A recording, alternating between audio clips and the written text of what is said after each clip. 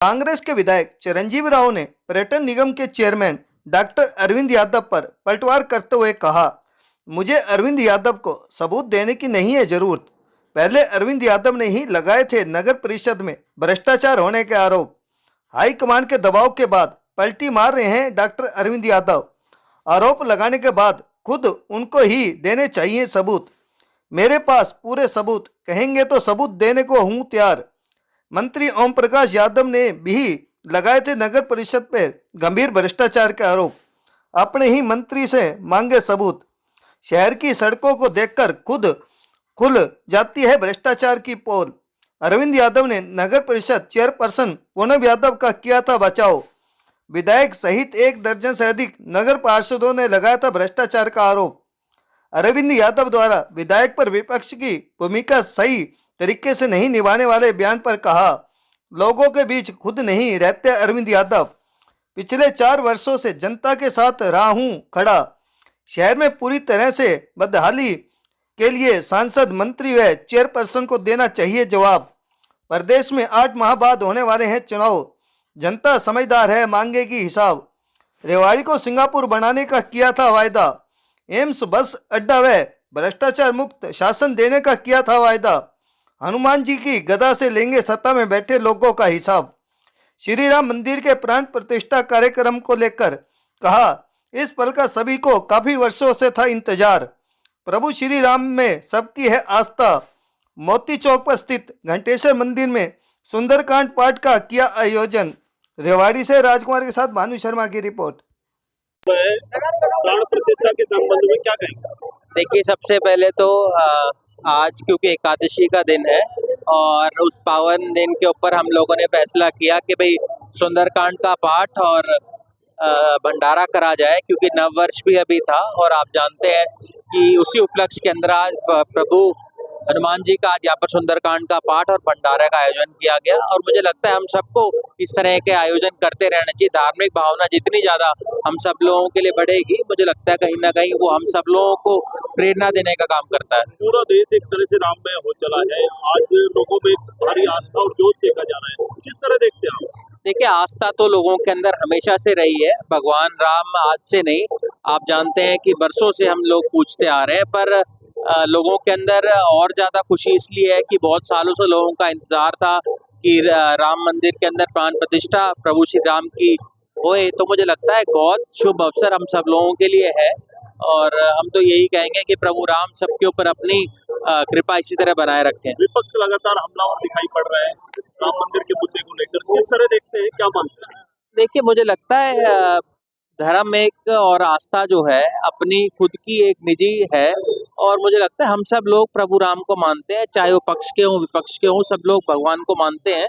और कहीं ना कहीं कुछ लोग उसको ज्यादा दिखाने की कोशिश करते, दिखावा करने की कोशिश करते हैं। मुझे लगता है एक निजी आस्था की चीज है जिसको हम सब लोग राम को मानते हैं और मैं तो यही कहूंगा प्रभु सबके ऊपर अपनी जो कृपा है, हम सब लोगों के घरों के अंदर खुशहाली इस तरह बनी रहे, ये तो हम आज के दिन प्रार्थना करते हैं। विधायक जी, अगर बात कर ले रेवाड़ी जिले की, तो अभी आपने 2 दिन पहले भ्रष्टाचार के आरोप लगे थे नगर परिषद में पार्षदों के साथ। अब ऐसे में भाजपा के जो पर्यटन निगम के जो चेयरमैन है अरविंद यादव, उसने कहा कि अगर कोई सबूत हो तो पेश करें। देखिए, पहली बात तो ये कि जो पर्यटन के जो चेयरमैन है डॉक्टर अरविंद यादव, पहले उन्होंने ही आरोप लगाया था, मैंने तो बाद में आरोप लगाया, उन्होंने स्वयं आरोप लगाया अपनी सरकार के ऊपर। तो पहले तो उनको उस बात के सबूत देने चाहिए जो वो आरोप लगा रहे हैं। मेरे पास तो पूरे सबूत हैं, अगर वो कहेंगे तो मैं उनको पेश भी कर दूंगा। पर मुझे लगता है कहीं ना कहीं डॉक्टर अरविंद यादव जी के अंदर कहीं ना कहीं भय का माहौल है कि उन्होंने बात कह तो दी, अब उसको वो अब करे कैसे। हो सकता है हाईकमांड से उसको डांट पड़ी हो, इस वजह से वो मुझे कह रहे हैं। पर आप सब जानते हैं कि पहले उन्होंने ही आरोप लगाए थे कि नगर परिषद के अंदर बहुत ज्यादा भ्रष्टाचार है। उन्होंने वो डॉक्टर जो आपके ओम प्रकाश यादव मंत्री हैं उनसे क्यों नहीं सबूत मांगे? उन्होंने तो बहुत बड़े आरोप लगाए थे नगर परिषद के चेयरमैन के ऊपर। तो मुझे लगता है जब आप कहेंगे हम जो भी सबूत है वो पेश भी कर देंगे। और मुझे लगता है जो सड़कें की हालात है जो बनाई गई है पिछले 10 दिनों में, क्या किसी को सबूत की जरूरत है? आज पूरा शहर उस बात को बोलने लग रहा है कि उसके अंदर भारी भ्रष्टाचार हुआ है। एक वो कहते हैं कि विपक्ष की आपके ऊपर कहा कि विपक्ष की भूमिका सही ढंग से नहीं निभा पाए। अब आप गुड़गांव रहने लगे हैं और यहाँ के एक दो दिन मीडिया में आके देखिए क्या है कि जो लोगों की आप बात कर रहे हो उनको कभी आप लोगों ने लोगों के बीच में देखा? मेरे को आज 4 साल हो गए, कोई ऐसा दिन नहीं रहा जब लोगों को कोई समस्या हुई हो तो मैं उनके बीच में नहीं दिखा। लोगों को आरोप लगाना बहुत आसान है। मैं ये कहना चाहूंगा, यहाँ की जनता जानती है कि जितना मैं लोगों के बीच रहा हूँ, हर मुद्दे को मैंने हर वक्त उठाया है। मुझे किसी को सबूत देने की जरूरत नहीं है। आज के समय के अंदर जो लोग सत्ता के अंदर बैठे हुए हैं, वो अगर विपक्ष के ऊपर आरोप लगाए कि वो काम नहीं कर रही है, तो कहीं ना कहीं ये पता चलता है कि उन्होंने काम नहीं किया है। जब जो आदमी विपक्ष के अंदर, उसके ऊपर आरोप आप लगाने लग रहे हो, आप ये बताओ, आप सत्ता के अंदर हो 10 साल से, आपने क्या किया है?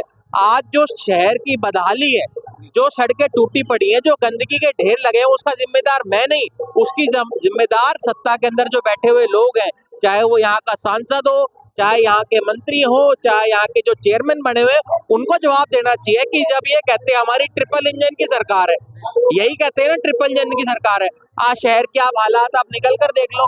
तो मेरे ऊपर आरोप लगाने से कुछ नहीं होगा। जनता बहुत समझदार है, वो जानती है कि इन्होंने काम तो किए नहीं। अब मेरे ऊपर आरोप लगाने से कुछ नहीं होगा। आपको 8 महीने बचे हुए हैं, चुनाव में आप लोगों को जाना है। बहुत सारे मुद्दे हैं जो आपने वादे किए थे। बस स्टैंड का आपने वादा किया था, एम्स का आपने वादा किया था, मेडिकल कॉलेज का आपने वादा किया था, भ्रष्टाचार खत्म करने का आपने वादा किया था। रेवाड़ी को इन्होंने सिंगापुर बनाने की बात की थी, आज 298 नंबर पे है रेवाड़ी। इसका जिम्मेदार मैं नहीं, सत्ता में बैठे हुए लोग हैं। अब आपने तो काम किए नहीं 10 साल के अंदर, तो उनके पास निकल के भड़ास विधायक के ऊपर निकालेंगे। अरे जी, हम तो सत्ता के बाहर हैं, आप सत्ता के अंदर हो।